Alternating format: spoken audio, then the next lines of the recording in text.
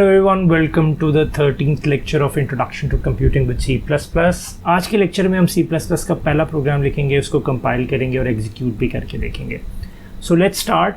जो पहला हमारा C++ का प्रोग्राम है वो सिंपली क्या करेगा कि स्क्रीन पे हेलो वर्ल्ड का एक मैसेज जो है वो डिस्प्ले करेगा. उसके लिए आपने करना ये है, आप सिंपली नोटपैड के अंदर एक टेक्स्ट फाइल क्रिएट करें और उसका आपने नाम रख लेना है hello.cpp. The important thing is that कि इसकी जो एक्सटेंशन है ना वो आपने .cpp रखनी है.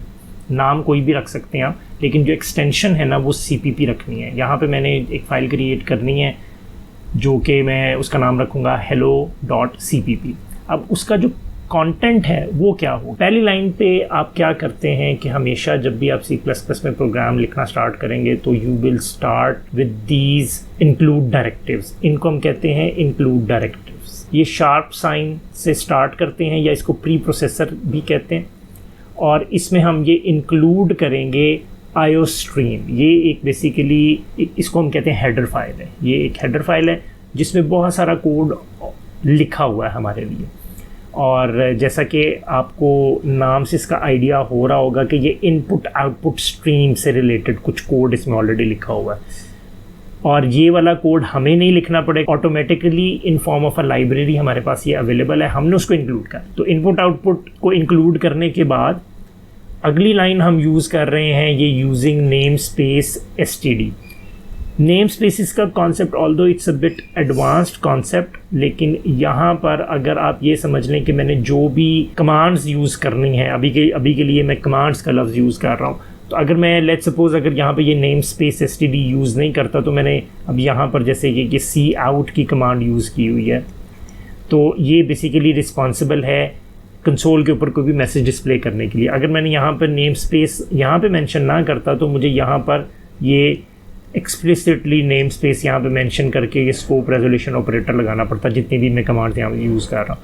तो यहाँ पे अगर मैं नेम स्पेस को मेंशन कर दूँ कि मैं कौन सी नेम स्पेस यूज़ करने लगा हूँ तो मुझे ये वाली चीज़ जो है ना यहाँ पे नहीं लिखनी पड़ेगी. अच्छा, उसके बाद जब भी आपका कोई प्रोग्राम स्टार्ट होता है ना तो उसको कोई एक स्टार्टिंग पॉइंट चाहिए कि किस पॉइंट से उसने स्टार्ट होना है. तो ये एक मेन फंक्शन है जो कि आपके प्रोग्राम का स्टार्टिंग पॉइंट होता है. आपका कोई भी C++ का प्रोग्राम होगा वो हमेशा मेन फंक्शन से स्टार्ट होता है. और ये समझ लें कि ये यहाँ पर ये फंक्शन को भी हम पढ़ेंगे.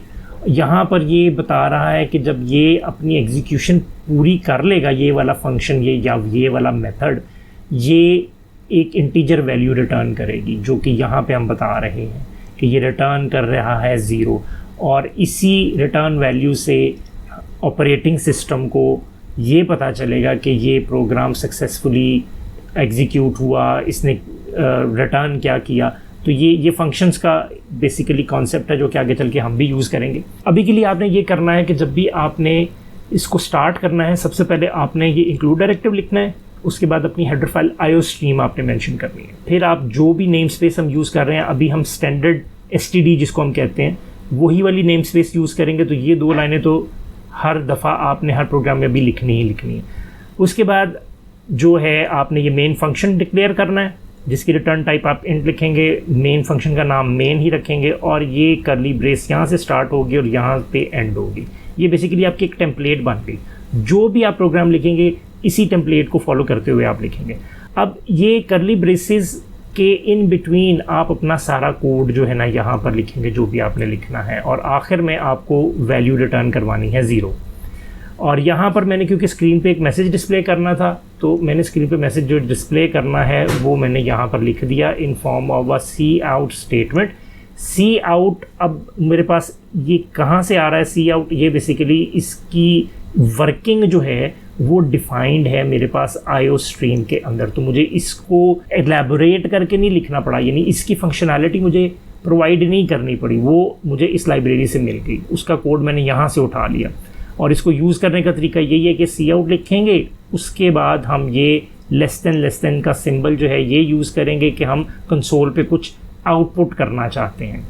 सो स्ट्रीम से हम बेसिकली आउट कर रहे हैं. और क्या आउट कर रहे हैं, ये डबल कोट्स के अंदर हम ये वाला मैसेज जो है बता रहे हैं कि हमने हेलो वर्ल्ड का मैसेज जो है ये एक टेक्स्ट है जो कि हमने कंसोल के ऊपर प्रिंट करवाना है. उसके बाद फिर हम कंसोल पे कुछ आउट करवा रहे हैं, वो क्या आउट करवा रहे हैं, एंड एल यानी एंड ऑफ लाइन। ये काम क्या करेगा कि ये बेसिकली जो आपका कर्सर जो कंसोल के ऊपर ब्लिंक कर रहा होता है उसको नेक्स्ट लाइन के ऊपर ले जाएगा। तो अब आपने यहाँ पर इसकी बेसिक वर्किंग आपने देख ली। अब इस प्रोग्राम को क्रिएट जब हम कर लेंगे, क्रिएट करने के बाद हमें एक कंपाइलर चाहिए होगा और उस कंपाइलर के ज़रिए फिर हम एक एग्जीक्यूटेबल जनरेट करवाएंगे और जब वो एग्जीक्यूटेबल को रन करेंगे तो हमारा प्रोग्राम हमें हेलो वर्ल्ड का मैसेज डिस्प्ले करेगा। तो कंपाइलर इसके लिए हम कौन सा यूज़ करेंगे, कंपाइलर हम मिंग GW का कंपाइलर जो है वो यूज़ करने वाले हैं और उसमें आपको बताऊंगा कि ये पाथ के अंदर उसको कैसे ऐड कर सकते हैं सो दैट कि जब कंसोल के अंदर से आप उसकी कंपाइलेशन कमांड जो है वो जो यूज़ करना चाहते हैं, जो कि बेसिकली G++ हम यूज़ करते हैं, वो ग्लोबली आप एक्सेस कर सकें। और जो कंपाइल करने की कमांड है ना वो बड़ी सिंपल है। आप G++ लिखेंगे, आगे अपनी सोर्स कोड फाइल का नाम लिखेंगे जो कि मेरे केस में ये hello.cpp है, फिर आप -o का फ्लैग देंगे यानी आउटपुट आपने जनरेट करनी है और जो आउटपुट फाइल का आपने नाम रखना है वो बेसिकली आप उसके फ्लैग के बाद मेंशन कर देंगे। तो ये एक बहुत सिंपल सी कमांड है इसको कंपाइल करने के लिए। अब जल्दी से हम कंपाइलर को डाउनलोड करके और इसको कंपाइल करके और एग्जीक्यूट करके देखते हैं। कंपाइलर मिंग GW हम लोग इस लिंक से डाउनलोड कर सकते हैं, ये लिंक मैं मेंशन कर दूंगा डिस्क्रिप्शन में। जब आप ये लिंक ओपन करेंगे तो आपके पास ये पेज डिस्प्ले हो जाएगा। मैं चूँकि Windows 10 यूज़ कर रहा हूँ तो मैं ये वाला ऑप्शन यहाँ पे यूज़ करते हुए डायरेक्ट डाउनलोड लिंक पे क्लिक करता हूँ तो मेरे पास ये minggw.exe जो है वो डाउनलोड होना स्टार्ट हो गई है। ये डाउनलोड कंप्लीट हो गई। उसके बाद मैं इसको जो है क्लिक करके एग्जीक्यूट कर लेता हूँ। जब इसको मैंने क्लिक किया तो ये मेरे पास एक्सट्रैक्ट हो जाएगी। तो यहाँ पे मेरे पास पूछ रही है कि कहाँ पे एक्सट्रैक्ट होना है इसने, तो मैं इसको C ड्राइव के अंदर एक्सट्रैक्ट कर लेता हूँ। अब C ड्राइव में मेरे पास ये एक्सट्रैक्ट हो गया है। यहाँ पे आप चेक कर सकते हैं ये मेरे पास और एक्सट्रैक्शन के बाद यहाँ पर ये मैंने बिन तक इसका पाथ कॉपी कर लेना, क्योंकि आप देख सकते हैं कि इसकी ये जो G++ हमने यूज़ करनी है ये बिन के अंदर पड़ी हुई है। तो ये मैंने बिन तक का पाथ कॉपी करके अब मैं एनवायरनमेंट वेरिएबल को सेट करूँगा। एनवायरनमेंट वेरिएबल को हम एडिट करेंगे। यहाँ पे हम सिलेक्ट करेंगे एनवायरनमेंट वेरिएबल्स, फिर यहाँ से पाथ सेलेक्ट करके एडिट और यहाँ पे हम न्यू पे क्लिक करके तो ये जो हमने पाथ बिन तक का डाला था, कॉपी किया था, वो हम यहाँ पे रख देते हैं और उसके बाद simply click it okay and then okay, यहाँ पे भी ओके। अब एक फ़ाइल जो है जो हमने कंपाइल करनी है उसको हम क्रिएट कर लेते हैं। तो उसके लिए यहाँ पर इस फोल्डर के अंदर अगर मैं जाऊँ और यहाँ पे मैं नोटपैड के ऑप्शन को यूज़ करते हुए मैं एक फ़ाइल क्रिएट कर लेता हूँ। लेट्स सपोज नाम है उसका हेलो और जैसा कि मैंने आपको बताया था हम इसकी एक्सटेंशन जो रखेंगे वो .cpp रखेंगे। इसको एडिट कर लेते हैं। अब यहाँ पर जो मैंने आपको बताया था हेलो वर्ल्ड का प्रोग्राम वो लिख लेते हैं। इसको मैंने सेव कर दिया। अब मैं इसी को टर्मिनल में ओपन कर लेता हूँ, इस लोकेशन को ओपन इन टर्मिनल। तो यहाँ पे अगर मैं dir करूँ आप देख सकते हैं यहाँ पे मेरे पास hello.cpp पड़ी हुई है। अब मैंने अब ये भी देखिएगा कि ये इसकी लेंथ 109 बाइट्स है।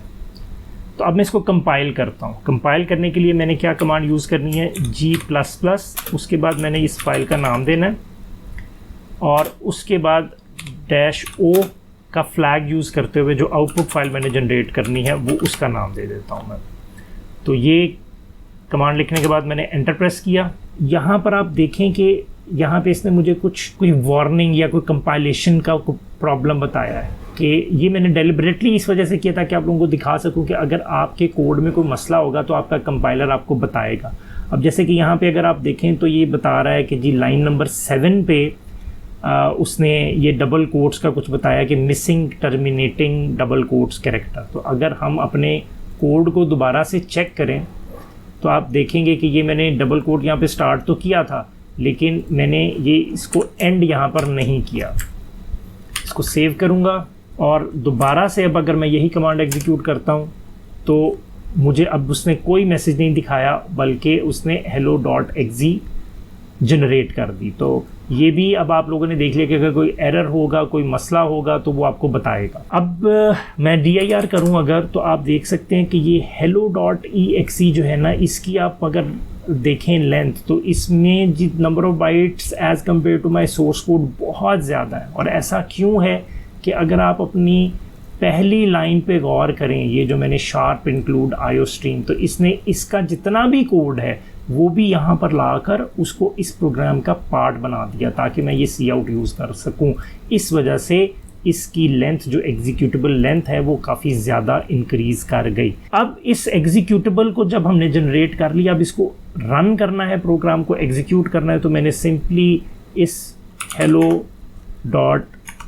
फाइल को लिखकर इसका नाम, तो मैंने एंटर प्रेस करना है, तो आप देख सकते हैं कि मेरे पास यहाँ पे हेलो वर्ल्ड जो है वो लिखा आ गया। तो अब आपने देख लिया कि C++ में किस तरह से किसी भी प्रोग्राम को कंपाइल किया जा सकता है यूजिंग MingGW कंपाइलर। आज के लेक्चर में इतना ही, मिलते हैं अगली वीडियो में।